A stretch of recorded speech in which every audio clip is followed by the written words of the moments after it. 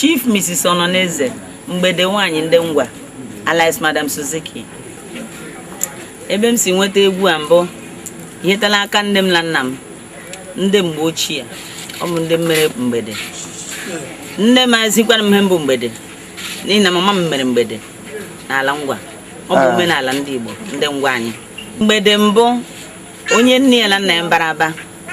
Ụba kemgbe ahụ mbụ onye nwere ji nwe ọhịa nwe nkwụ ọbala nwe ewu ọkụkọ ọbala onye mụtara ada yara nwaanyị enwe otu mkpụrụ nwa ada wee mụta nwati ya n'ụlọ mgbede ya sawa ụwa ha na-ete mmanụ na-ete uhie na-ete ihe niile ndị si iche iche ada eshiri ya ezigbo nri azụ okporoko ndị ụwa anyị mfukwara nga na-echi eji gosi na ọ bụ mgbede anyị nọ wa mgbede nji alụ di eji alị ya alụ otu o jikwana gị lụ di ọ gị nọ ọnwa isii maọbụ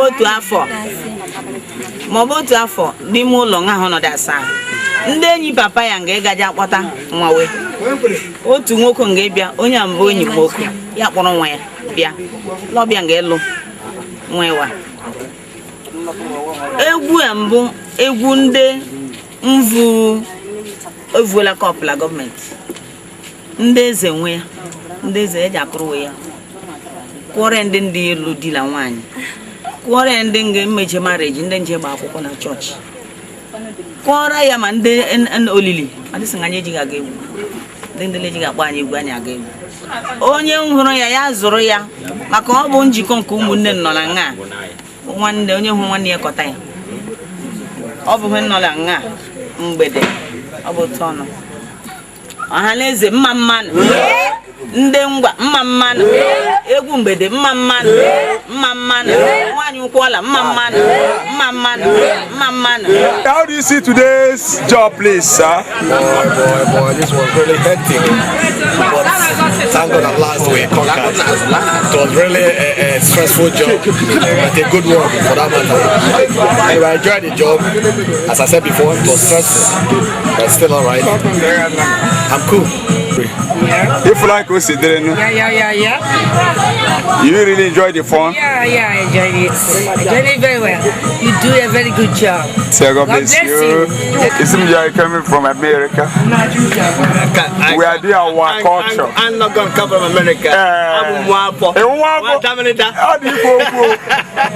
Keki sifu iya imeleta do. All culture can actually me. What do you want? Oh, I don't know that the Ibale. Do I'm gonna small start to go good. Go go. I'm gonna sit together.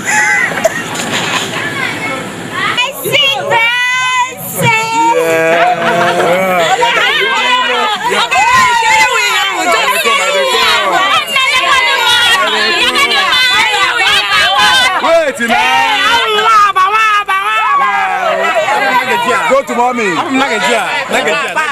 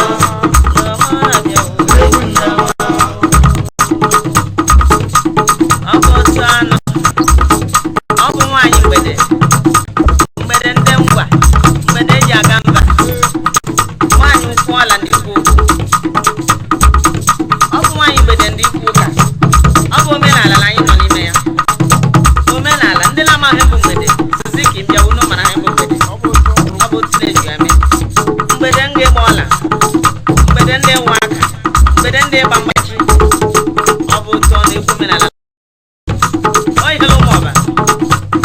Una mara lebeli le maga.